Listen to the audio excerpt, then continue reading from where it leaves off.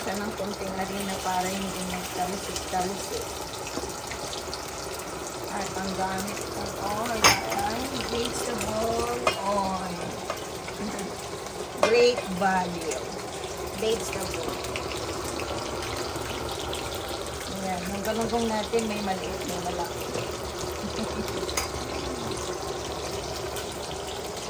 At hindi itong galunggong. Masarap yung flavor ko. Prito ta. Ah! Ang galunggong natin, guys. Maglinis naman yung aming store. Ay, ito po! Tapos, merong palaka na niluto. Ay!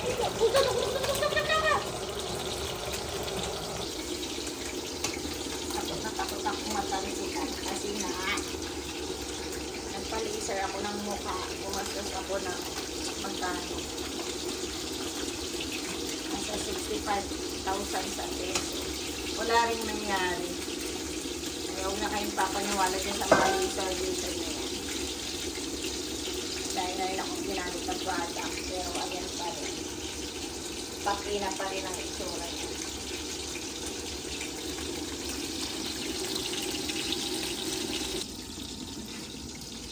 Maglalagay tayo ng konti pa kami hipon dito. I-ano ko lang din ito sa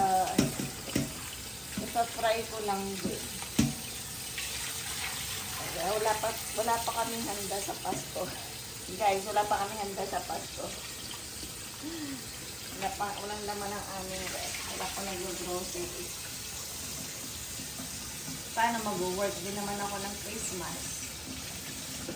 Mag-work din siya ng Christmas. Anong oras na kami dadating? Gabi na. Kaya magluluto na lang kami ng ano ba? Sangyup? Hot pot? Tapos ayan, bili na rin siguro ako ng konting chicken. Siguro finger, ano? Finger. Finger na lang.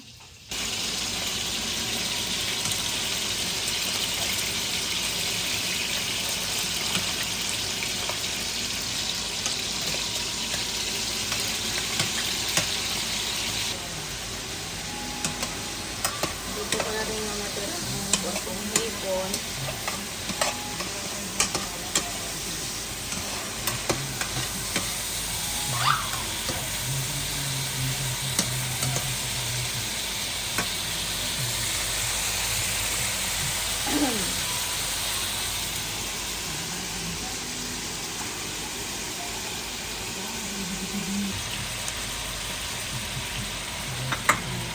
Isang luto lang yan dahil ayaw natin siyang ma-overcook. Ayan na, ating galunggong hipon. Ganun lang, alis magluto. Diba? Yan ang aming breakfast ngayon. Itong galunggong hipon. Tsaka yung natirang palaka kagabi. Adobong palaka, adobong susi.